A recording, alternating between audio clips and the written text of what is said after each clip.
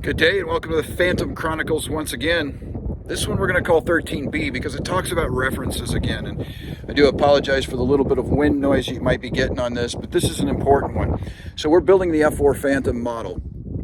And we talked about references many times, and guess what? I'm standing outside of an F4 Phantom right now.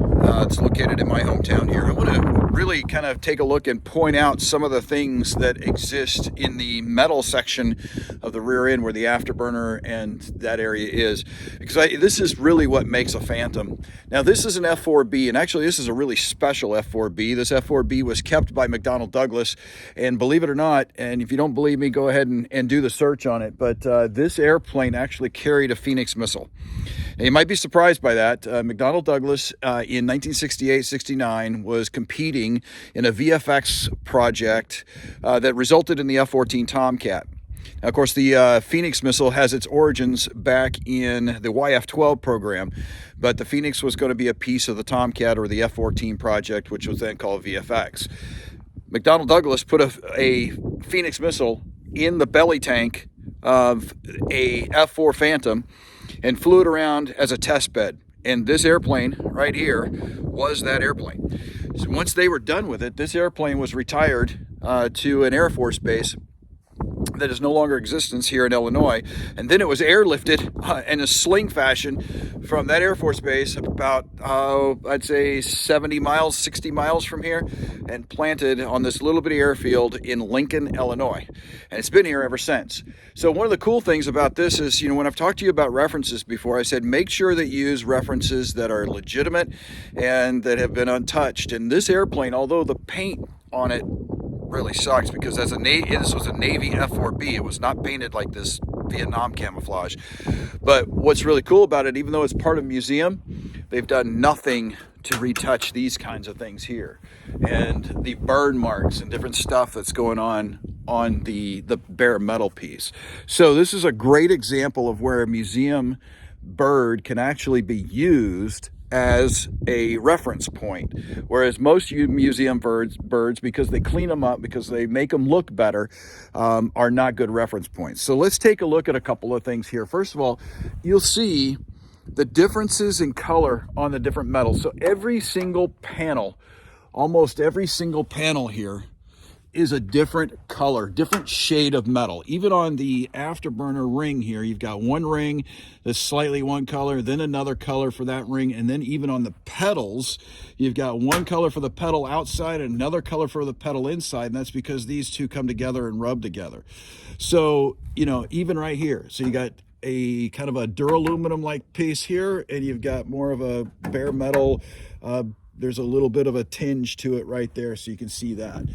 Then coming back here, you can still see the burn marks on the inside of the afterburner area from the jet exhaust. Inside it has a nice green color, so all your Phantoms should have a nice green color on the inside, with the afterburner pieces more of a darker color. All right, so let's take a look at this. This is one of the controversial things with the Phantoms.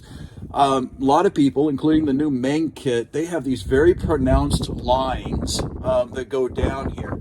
And I personally don't like them. You can see them, okay? You can see them barely here. And what they are, if I'm feeling them, they're almost like they're not really weld, but they're almost like they're a machine tool kind of went across that in order to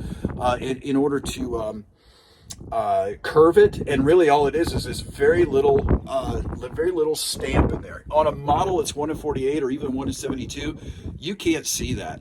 There's absolutely no way you would be able to see that. There is no, it's very little indented instead of raised, and it's just barely there, okay? But again, you can see the differences in color. Every single one of these has a slight variation. You get back here, you've got a little bit more of a rust color on it, and that's not because it's rusting, that's just because of the heat issues that have gone on there. And you can see that. You can see this burn mark right here. You can see how the midsection where it's not stamped down and there's not a rib underneath it actually has burn marks on here. So you can see that. And then more of a dark aluminum piece here, and of course here the tail hook used to be painted red. But going back, check this out. Here's where you get your different variations of color. You start off kind of like a bronze, and you move to a blue, and then inside here you have a different heat mark as well. That's all the heat coming back off the engine, coming up on there. And then here's underneath the tail, okay? You get to see upside down. You got two different colors here, which are very similar, and you got this darker color in the middle. And this is very typical on the Phantoms. So here you go, all the way back to the tail cone where the parachute is. You can see these burn marks and these burn pieces. Now, this is the part that we should really spend some time replicating, where they have these horizontal scenarios, because there is just a slight bit of a bulge out in the center of these, not in the middle of them. A lot of people will do it so there's in the middle, but really it's the bulge out that's catching that heat right here. So what happens is the heat comes up, there's a bulge right here, just very little, it catches that heat, it then heats up, and it spreads out like this. Same thing here, spreads out like this, spread like this. So it's actually the indentation that is not discolored. It's the produce part of it that's colored. And you can see it again here. So this is, again, a non-restored bird.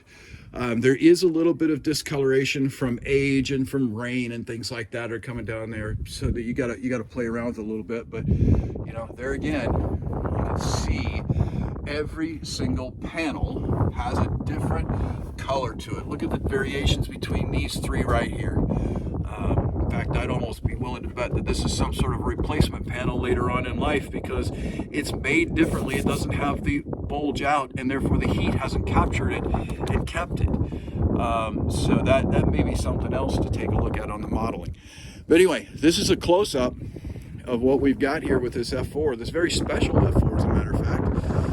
And hopefully this has been worthwhile for you to see what it might look like, and maybe worthwhile for your model. Thanks.